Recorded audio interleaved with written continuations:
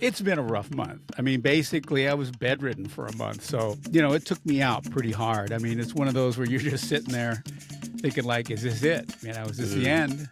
And here in Seattle, especially, I think we're like number 7 in the country for car thefts. And I found out about that firsthand yesterday. Oh. If anybody sees a 2013 navy blue Lexus that's got a WSU sticker down in the lower left, and let me know. Well, welcome everybody to Chino y Chicano. I'm Matt Chan, the Chino. I'm Enrique, the Chicano. Well, it's been several weeks since we recorded an episode. Last episode, we focused on Matt's cancer and how he's doing, some new spots that showed up on his liver and how he's handling all of that. Been giving Matt some space in order to deal with his new treatment regarding all of that stuff. So, Matt, how are you doing now? Well, it's been a rough month. I mean, basically, I was bedridden for a month. So, it took me out pretty hard. I mean, it's one of those where you're just sitting there thinking, like, is this it? Is this the end? And so I had some low points there, but I've been on the medication now for over 2 weeks, and it seems to be taking. I mean, I don't feel sick anymore. I just feel very fatigued. So that's what I'm dealing with. And, I got to do some physical therapy to get my body back and everything else back into shape.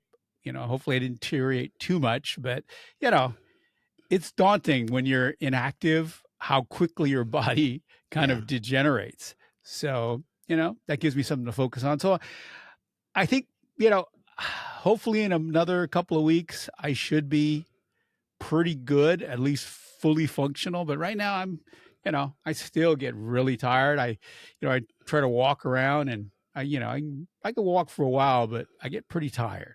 Yeah, you get winded easily. I noticed that times we've talked on the phone and you're kind of catching your breath. So that's got to be frustrating. Well, I'm doing some of those exercises to increase my breathing, and that's actually helped. Yeah. It seems like cancer is popping up around the world these days. You're right up there with King Charles now. Yeah. Well, I mean, at a certain age, right?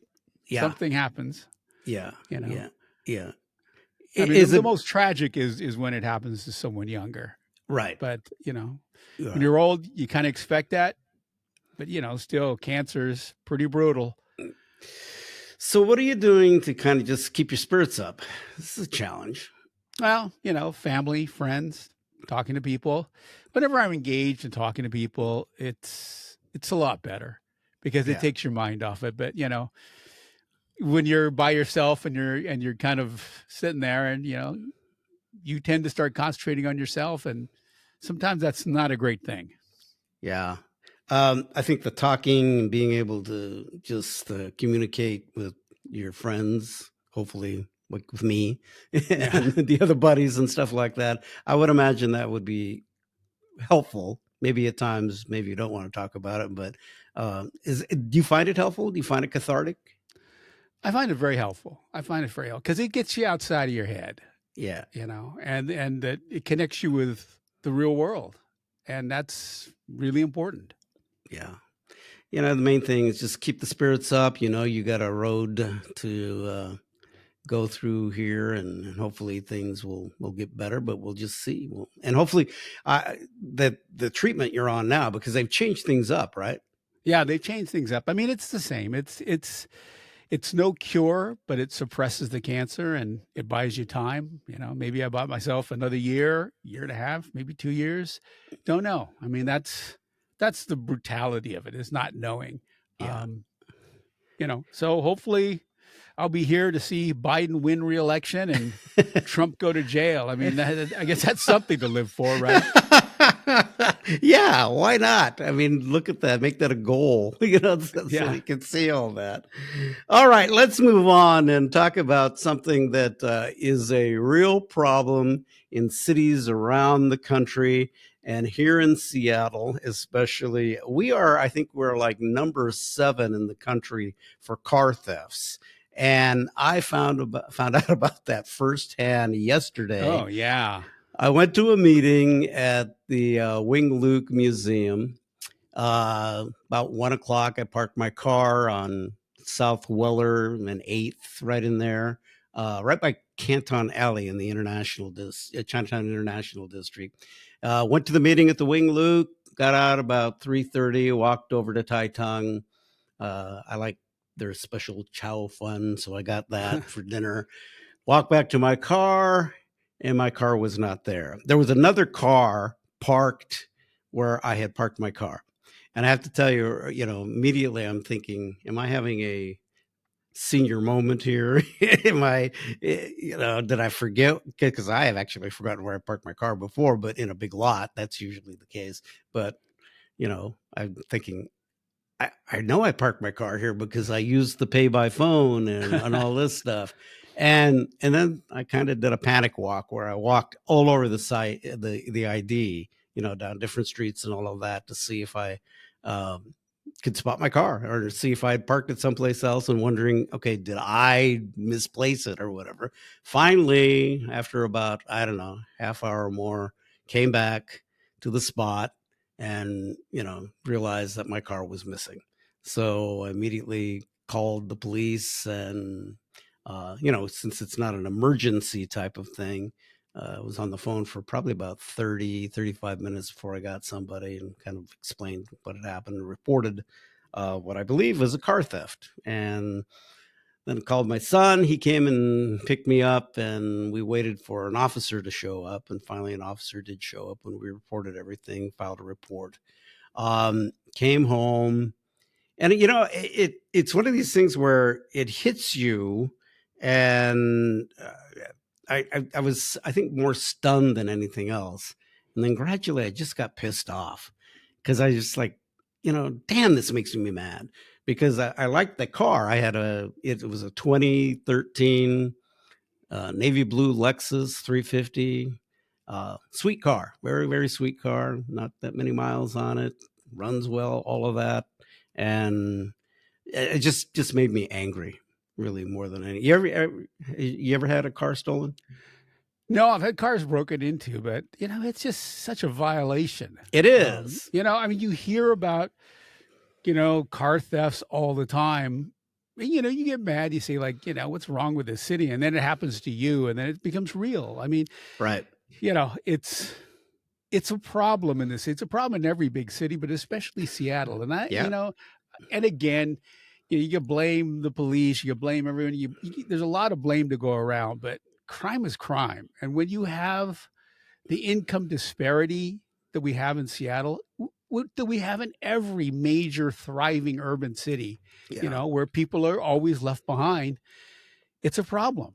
And, you know, we look to our city leaders for help on this. I got, I mean, where I stand on the politics of city council and stuff. But again, I read an article where Councilmember Morales, starts spouting off, we need this, we need that, we need to help all these, agencies and stuff, but it doesn't seem to be helping. I mean, are we feeding into? I mean, I don't want to sound like some right wing radio zealot, but are we feeding into this industrial complex of the nonprofits? Because the more money we shell into nonprofits to help with these problems, it doesn't seem like the money is getting to the right people. And if it does get to the right people, it's not sustainable. So at some point, we need to rethink this. We need to take a bold approach. And I'm not talking about building fortresses and over policing everybody is, but systemically, how do we cure the ills that are hitting the city? Because it's unsustainable. Yeah. And I hate that it happened in the ID, in the Chinatown ID, because it's a place that I like, and I like going there. Um, I think, I don't know if I just happened to be a victim of circumstances on the day, because there were some other nice cars around there. Yeah. And I don't know if it's some teenagers that are just going for a joyride. The officer that showed up, nice guy, Officer Abraham Estrada, a brother, kind of helped me out there. One of the things he said, he goes, sometimes they are able to they take the car and they just might joyride. He asked me how much gas I had in the car, and I said, "Well, I got about 3/4 of a tank." Well, he says sometimes teenagers will break in and they'll take it for a joyride and they'll just park it someplace. Since then I've been reading about all this stuff, and there was an article in the Times by Gene Balk, who's that FYI guy, and this was from April, and he said that reported that since the pandemic, the stolen car percentages have gone up by about 73%, I guess, in Seattle. We're ranked something like 7th in the country, so that's a big issue. We've talked to the chief, Adrian Diaz, and car thefts, it's a big problem. We know that. Stolen vehicles, when there's a crime, there's usually a stolen vehicle involved in an accident. So we know that it's an issue, and now it's come home to me. They said that, from what I've read, anywhere from about a 40 to 50% chance that the vehicle might be recovered. But I don't know.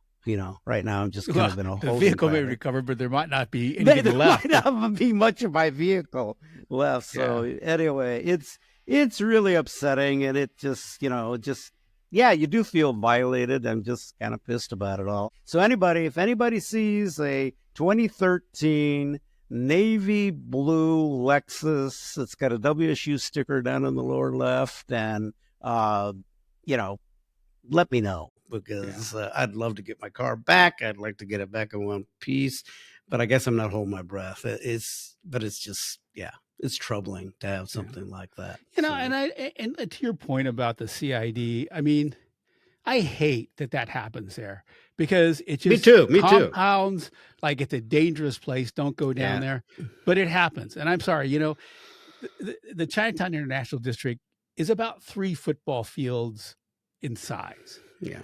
And yet it is a crucible for every ill that affects the city, just distilled into this one area. And, so goes the CID, so goes the city.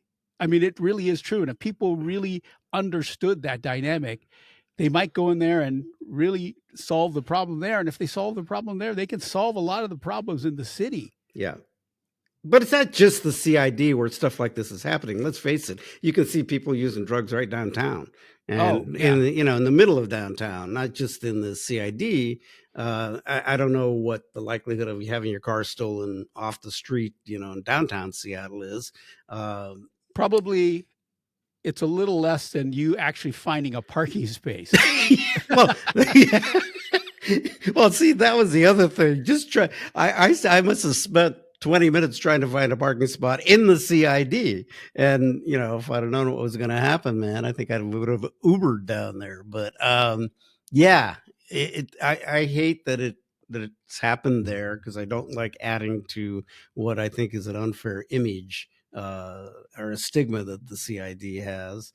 And it bothers me a lot that it just pisses me off that it happened, period. If anybody sees my car, call me. So, I mean, they talk about transportation issues in the city, and it's all of the above. I mean, there are certain lines, bus lines and transit lines that people feel unsafe on.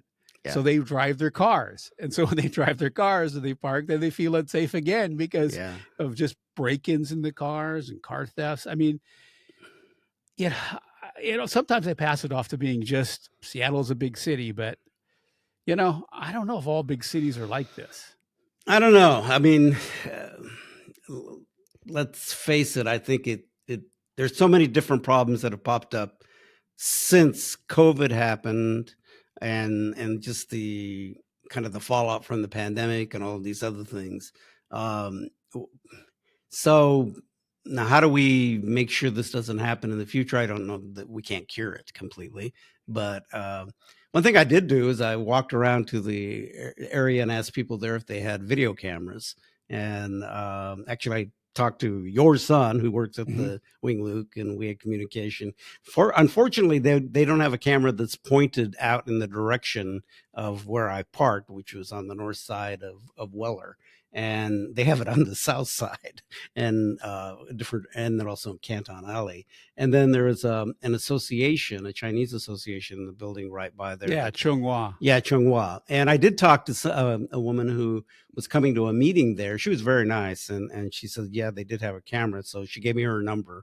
I got to give her a call, see if somehow they can maybe see if it was pointed in that direction, and if we can find anything. Not that it would help me get the car back, but I'd like to know what the deal was. Hmm. So I did check around with different businesses and just to see if they had cameras and things. Well, But there's not many businesses right in that corner. That's yeah, one of the issues right there, and yeah, that's why a lot of um, cars have been broken into. I right, mean, my son had his rear window of his car smashed out yeah, in that same spot where you were parked. yeah. So, I mean, Well, it is a known hotspot. yeah, the person, the woman who was with the Chunwa said that, and because they have on the chain link fence out there, because there's a little lot and basketball court and playground area, that they do have video cameras, and so anyway, uh, I hope maybe I can get them to at least roll it back, see if they have anything that could help me find out. But I'm on a wait and see mode. Got a rental car coming, and hopefully we'll be able to. Hopefully the car shows up. If not, then I'm going to be getting a new vehicle. We'll see what happens now. So, okay, speaking of Chinatown and something positive, Amazon has announced that they are going to help revive the Chinatown International District night market that uh, went away because of sponsorships and things like that. Uh, I think they're pouring something like $250,000 into helping to sponsor that again. A good thing for the CID. Oh So yeah, of course it's a good thing, because it was really missed. It's one of those things you don't miss it until it's gone, gone, yeah, and there was a big outrage about that. Amazon stepped up. Um, I've got mixed feelings about that because I don't know if it's sustainable. Right? I mm, mean, are they going to do this every year? At some point, it has to be recognized that night markets are a thing, and it does help the neighborhoods. It activates them. It makes it helps the businesses there, so it's a good thing. But the city's got to figure out a better way to help neighborhoods, especially neighborhoods that are unique. yeah. Um, and that have a long history of doing this sort of thing, because you just can't let this die. So I'm thankful to Amazon, but again, the good and the bad, right? Yeah, you wonder if it's just a one-off. People will say, "Oh, it's Amazon." Everybody's got their opinion about Amazon. Uh, I'm just glad it's happening. I think that's an Yes. important thing first and foremost. It's good for the CID. Uh, you know, that's a good thing. So you gotta. I think we have to look at the positive of all of Oh, I this. do. Yeah. It would have been better if the city stepped in to help, Yeah. Yeah. Yeah. Yeah. but public private partnerships, for the most part, are good if it does help the community. And Right. this is something that directly helps the community and brings in people from all over the city and all over the region actually to an event that's really a pretty cool event. Yeah. Yeah. It is. It is a very cool event. So I look forward to attending. Speaking of the city and Mayor Bruce Harrell, Seattle Times article written by David Croman, kind of looking at where the mayor is now, that he has a council that is favorable, I guess, in his direction and dealing with issues like public safety and homelessness and all of that. You have a council that is definitely more moderate, less off to the left or progressive. Is the mayor under pressure now to deliver? I would say yes. I would say yes. I mean, one of the things it's always, and again, I keep coming back to, I mean, this is slamming our own business, but the media, they have to characterize it in a certain way, Yeah. and they say, well, it's up to Bruce now. He's got his team, he's got all this other stuff. Well, my time working with the mayor, it's way more complicated than that. I mean, to have the city council on your side is one thing, but you still have to come up with viable solutions, Right. Yeah. and that's the main thing is we need creativity in government, just like creativity in all fields. We need to innovate. We need to come up with creative solutions. We can't fall back to the old thing of like, well, let's just put up cameras and surveil everyone, and let's put more police on the streets, because that clearly isn't working. We've got to rethink what we do, and I don't have the answer, but I think the city council needs to put some energy into that, and I think they will. Yeah. Well, it's time to get some things done, for one thing, Yes. to move ahead and to get some stuff that hopefully is going to revive downtown. At times, when I've been downtown, it seems almost close to normal. But then again, there are the times I'm down there and it doesn't. But Yeah. there needs to be much more consistency, so that all of those businesses that we've lost, hopefully will come back at some point. Other businesses if necessary, but we obviously we're in a different time and mode, where people are not so many are working downtown, so we got to deal with all of that. But yeah, right now I think that he is under some pressure to deliver, and I think he realizes that, and he knows that he has to uh, get something going now, particularly since he has a council that was probably going to be a little more easier to work with than what he's had in the past. I noticed that Tammy Morales, who was kind of one of the last remaining progressives on the council, did say that basically that the council doesn't work for the mayor. Of course, I think that she would say that because she'd been at odds with the mayor on various issues in the past. But I also think that the council has to work with him, and he has to work with the council to try to get something done and to deliver pretty quickly, because it's not that far. He's going to be up for re-election and all that stuff. Well, but to see, again, that's the crux of it. To characterize it by saying we don't work for the mayor is wrong. No, you're all working together for the city. That should be that really should be that should be the mantra. And her statement alone is problematic, because that is what was wrong in the past. We have a reset now, and so maybe we can get some stuff done. When you talk about going downtown and feeling relatively safe, yeah, in certain areas, but there's certain areas that you just don't go into. True. And that can't be. I mean, and I keep coming back to the CID, but you look at the navigation center that went into Little Saigon and all the problems, 12th and Jackson, the drug use, just the devastation Little Saigon has experienced, and that spills over into the rest of the Chinatown and Japantown and all the other areas. The problem is people forget that it was once a thriving neighborhood. Right. People would go up there and shop. They would make that a destination for a lot of the Vietnamese community to go do their grocery shopping, eat lunch and stuff. And now that doesn't exist anymore. So the one decision that then disgraced Mayor Ed Murray made without anybody's consent changed the course of a neighborhood for a decade. And that's unacceptable. Yeah. And the question of why there? I mean, that's why there? And again, that's to score political points right, at the time, because he was under pressure. Yeah. I mean, the emergency had just started. It wasn't even a fraction of what it is today. Yeah. And again, you look at the history of what's the CID has had to deal with, and almost been this. Well, it has been a dumping ground, and so that you come back to that history in the past, and that part of it has to change. Got to revive some of that area, because I think that Little Saigon, that's really unacceptable to what has happened there. And and we also have to rethink of where we put these shelters. And I'm not saying that there shouldn't be a shelter there, right?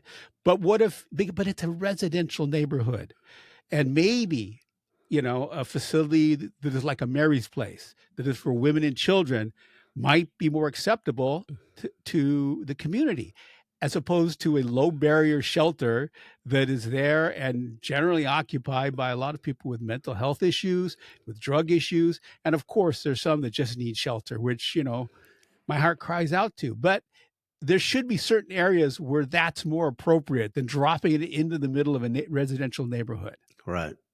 With also businesses that then take the hit.